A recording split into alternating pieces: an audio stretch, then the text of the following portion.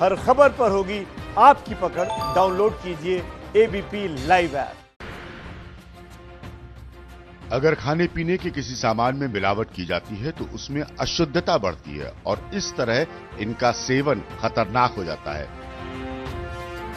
लंबे वक्त तक अशुद्ध चीजों का सेवन स्वास्थ्य खराब करता है और कई तरह की बीमारियां पैदा कर देता है।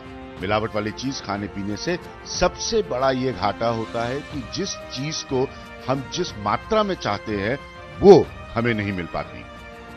इससे उस चीज की पोषक क्षमता यानी कि न्यूट्रिशन कम हो जाता है। मिलावटी सामान खाने से लेकर लिवर तक खराब करता है। डायरिया, पेट की बीमारी, कैंसर, गठिया, हृदय रोग, फूड पॉइजनिंग, बच्चा पैदा करने की ताकत तक कम कर सकता है। इसके अलावा लगातार बीमार रहना और इलाज करवाना मानसिक तौर पर भी बीमार कर देता है। तो बच्चा उस स्टेज से बाहर आता है माँ का दूध पीने के, जी, उसके बाद तो वो आपके ही दूध पर निर्भर बिल्कुल है। बिल्कुल ठीक कहा आपने। छोटी उम्र में जो कैल्शियम के इंटेक का सबसे बड़ा रास्ता है वो यही है। बच्चा होने से लेकर के आदमी की मृत्यु तक डॉक्टर्स कभी मना नहीं करता कि आप दूध ना ले। हाँ। ठीक है, तो इसका मतलब दूध अपने आप में ही अमृत है, लाइफलाइन है। हाँ। और उसमें जहां मिलावट हो गई तो वो दूध नहीं रह गया। हाँ। तो ये इंश्योर करना कि कंज्यूमर तक हमेशा गुड क्वालिटी मिल्क पहुंचे, तो वो ही प्रोसेस, उसी प्रोसेस के लिए गवर्नमेंट ऑफ इंडिया ने बहुत सारे नॉर्म्स बनाए हुए हैं। हाँ। ठीक है, और जो डेयरीज हैं जिसमें ऑर्गेनाइज्ड डेयरी सेक्टर को मैं रेफर करूंगा, जी। तो ऑर्गेनाइज्ड डेयरी सेक्टर्स उन सब नॉर्म्स के अंडर में रह के ही काम करती है।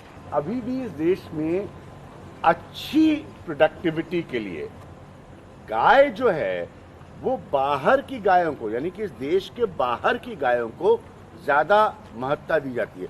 ये क्यों सर? डेयरी में जो हमारी गाय होती है, जो नॉर्मल गाय जो गांव में पाली जाती है, अगर आप देखो, जिनको उपयुक्त माहौल में ना तो उनकी ब्यान होती है और ना ही उनको उस तरीके का फीड मिलता है, ना उनको कोई वेटरनरी सर्विसेज मिलती हैं, राम भरोसे रहती हैं, जब तक दूध देती हैं तब तक दूध देती हैं, और उसके बाद आपने जो बात कही कि खेत खलिहान या किसी और जगह पर खुला छोड़ दिया जाता है, वो दूसरे का नुकसान करती है। बात तो सही मायने में बिल्कुल दयनीय स्थिति, आपका बिल्कुल कहना ठीक है।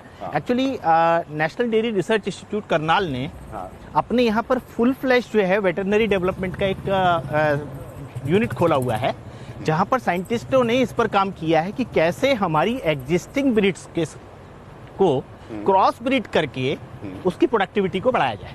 ठीक है।